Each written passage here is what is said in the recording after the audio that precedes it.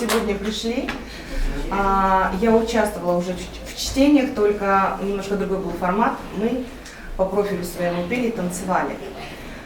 Сегодня я буду читать. Честно говоря, я очень волнуюсь. Вы же мне поможете, морально поддержите меня? Конечно.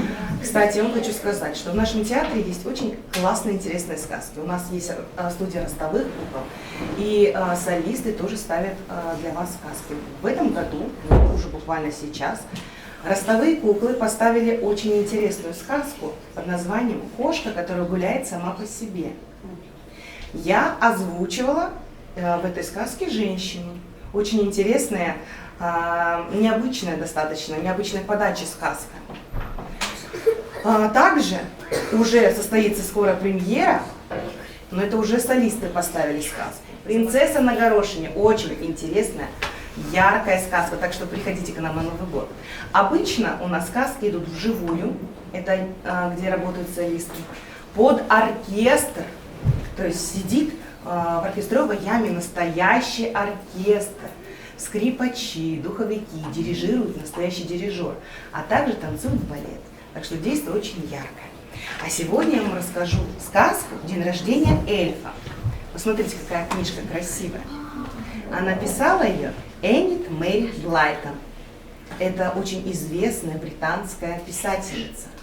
Она писала как сказки, как рассказы, так и приключенческие романы. Так что я думаю, все детки найдут, что почитать у этой интересной писательницы.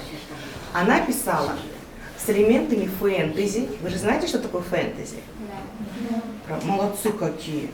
И магия, волшебство. Вы верите в волшебство? Я не слышу. Да. Почему нет? Почему нет? В жизни должно быть волшебство. Я до сих пор верю в Деда Мороза. Я тоже. Я тоже.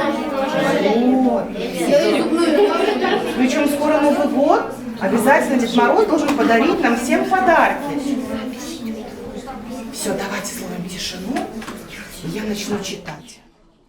Надеюсь, у нас с вами чтение пройдет очень хорошо. День рождения эльфа. Стоял душный летний полдень. Энни вышла в сад с коляской, в которую она уложила двух больших розовощеких кукол. Однако гулять было слишком жарко, и девочка уселась на скамейке возле изгороди под большим кустом сирени. Куклы крепко спали в коляске, и Энни тоже слегка разморила.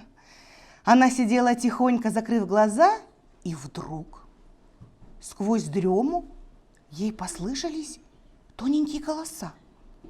Они походили на птичий щебет, такие же звонкие и певучие.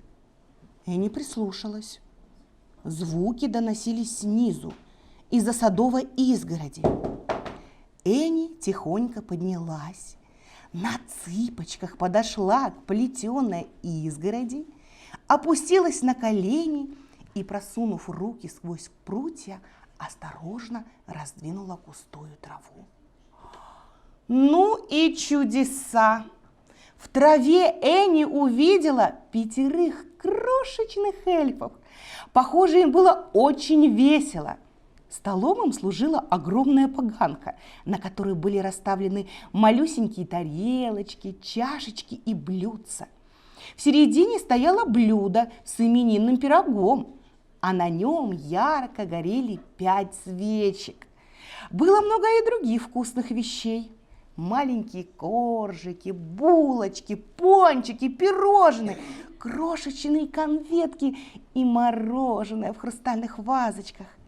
Эльфы сидели вокруг стола, пили чай, угощались, звонко смеялись и оживленно болтали тоненькими голосами.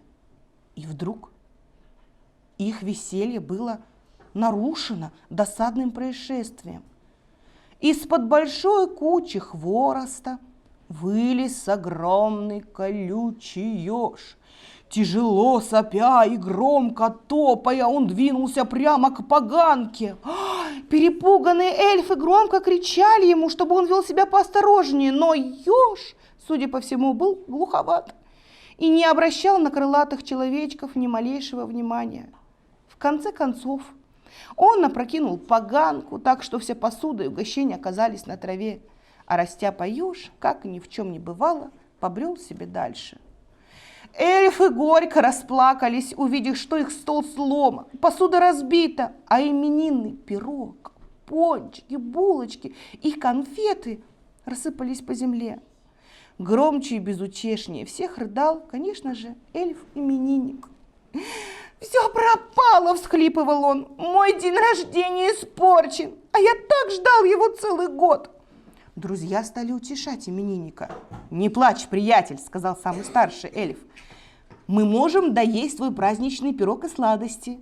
К счастью, еж не растоптал их». «Действительно, давайте доедать угощение и допивать чай!» – предложил второй эльф. «Но как же мы будем есть и пить, если вся наша посуда разбилась?» – грустно спросил эльф-именинник.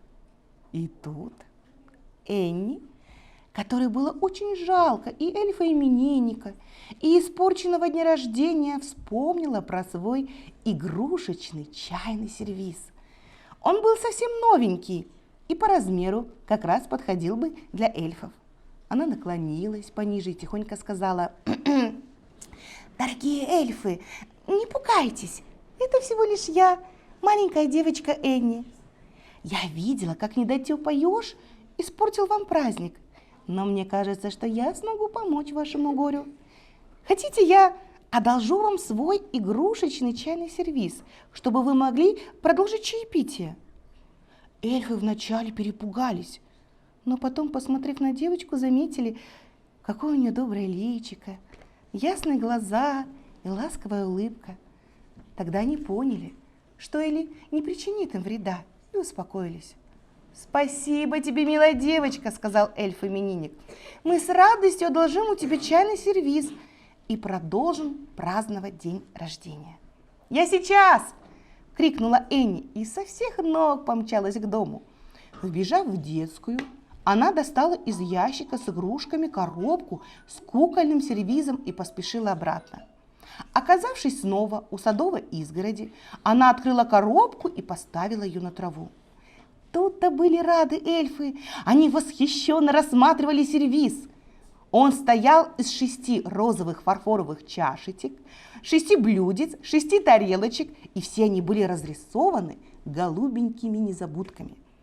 А еще здесь нашлись прихорошенький заварочный чайник, молочник и крошечная сахарница. Жаль, что неповоротливый еж сломал поганку. «Теперь вам придется пить чай на траве», — сказала Энни. Но старший эльф воскликнул: «Ничего подобного! Я живу здесь в 2 шагах и сейчас принесу свой стол!»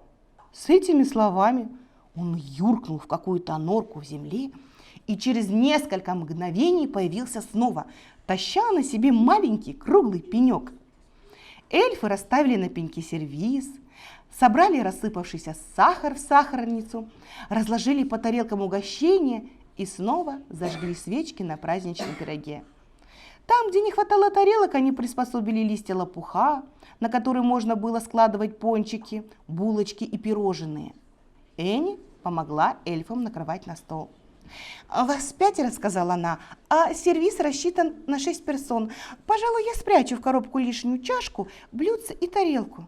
«Нет, милая Энни, — возразил эльф-именинник, — нас было 5, а теперь настало 6. Я приглашаю тебя на свой день рождения». Энни была очень рада. Еще бы! Не каждой девочке удается выпить чаю в компании эльфов. Она не стала упираться. Она не стала убирать 6-ю чашечку и взяла ее себе. «Сейчас я заварю свежий чай», — сказал эльф, который праздновал день рождения. Он сорвал несколько листочков мяты, положил их в заварочный чайник. В это время другие эльфы развели маленький костер, наполнили жестяной чайник свежей водой из соседнего ручейка. Чайник быстро закипел, и эльф-именинник приготовил душистый мятный чай и разлил его по чашкам. Эльф, который жил неподалеку, принес бутылку с молоком, которую он налил в игрушечный молочник. Веселье продолжалось. Эльфы угощали Энни чаем, именинным пирогом и разными сладостями. Энни была в восторге. Она много раз устраивала чаепитие из игрушечного сервиза для кукол, ну, понарошку. А здесь был в самом делешный чай с молоком и сахаром и самое настоящее угощение. Хотя булочки и пирожные оказались совсем маленькими, но они имели необыкновенный вкус. Особенно удался именинный пирог. Ну, просто объедение. Сверху он был украшен взбитыми сливками, а внутри пропитан нежным шоколадным кремом. Девочка и 5 эльфов пировали и веселились. Но вдруг Энни услышала мамин голос. «Дочка, ты где? Пора домой». «Мама зовет меня пить чай!» – воскликнула Энни. «Что же делать? Я же уже напилась чаю и наелась пирога и сладостей. Я не хочу идти домой. Я лучше останусь с вами». «Что ты, Энни?» – возразил старший эльф. «Если мама тебя зовет, нужно идти. Мы допьем чай, вымоем посуду, аккуратно сложим ее в коробку и оставим здесь, возле изгороди. Так что после ужина ты сможешь забрать ее. Договорились?» «Договорились!» – радостно кивнула Энни. Она попрощалась с эльфами, поблагодарила их за приглашение на чудесный праздник и покатила коляску с куклами к дому, где ее уже ждала мама. «Скорей, дочка, мой руки и садись за стол», – поторапливала она Энни. «Чай остынет. Я испекла сегодня твои любимые кексы». «Спасибо, мамочка, но я не хочу», – ответила Энни. «Я только что была на дне рождения у маленького эльфа. Он и его друзья угощали меня мятным чаем и именинным пирогом». Мама рассмеялась. «Что за фантазия? Должно быть, ты задремала в саду на жарком солнышке. Вот тебе и приснился сон».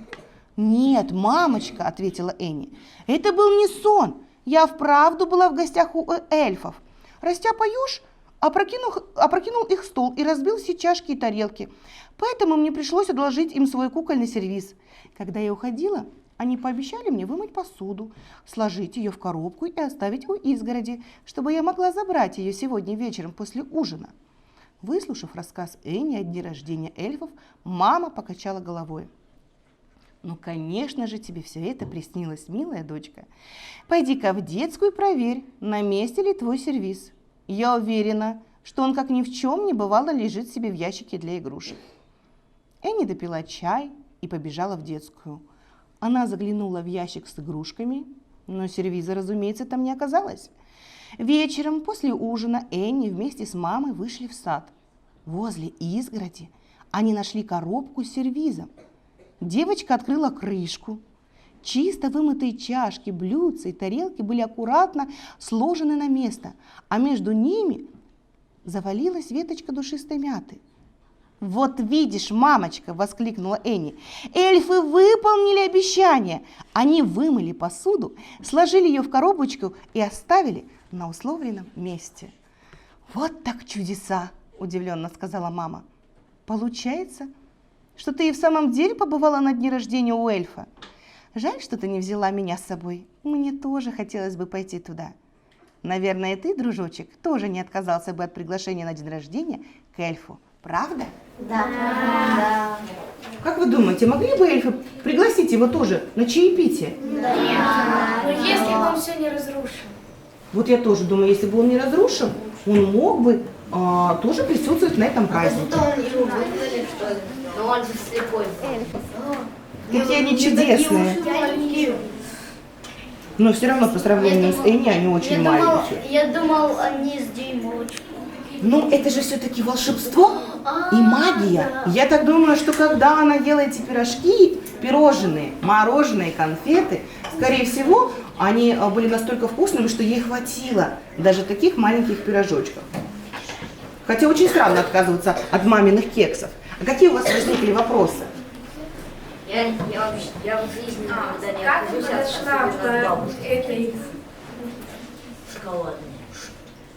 Говори. Как он подошел игрушечный сервиз, если эльфы вот такие маленькие, а посуда минимум вот такая? Ну, тут же было написано о том, что как раз подходящий размер для эльфов. Даже на картинке нарисовано. Очень маленькие стаканчики. Посмотри. Маленькие-маленькие. игрушечный набор. Наверное, у каждой девочки были куклы Барби, правильно? И для них были такие маленькие чашечки и маленькие кружечки. Вот, скорее всего, на такой набор был у Энни. Кто еще хочет задать вопрос? Нет вопросов? А можно тогда я вам задам вопрос? А ну-ка расскажите, что служило столом для эльфов? Сначала поганка. Молодец, какой внимательный мальчик. А сколько угощений было на столе? Помните, перечислить можете? Да, пирог, пончик, пирожки, конфеты и чай. Булочки, А что отметила Энни? Мороженое. Оно было в конце написано, да, потому что было оно в хрустальных вазочках. Молодец, все запоминаешь. А вы бы хотели оказаться на этом празднике? Да. А о чем бы вы говорили с эльфами? Говорим, почему бы они... Как живется крошечный? Не, ну они обиделись вот это. Почему? Если бы, Ну, если они крошечные. если бы они обиделись, я бы их ударила. Что бы ты сделал? Нужно любить всех существ на этой планете. Нельзя никого обижать. Даже Даже эльфов.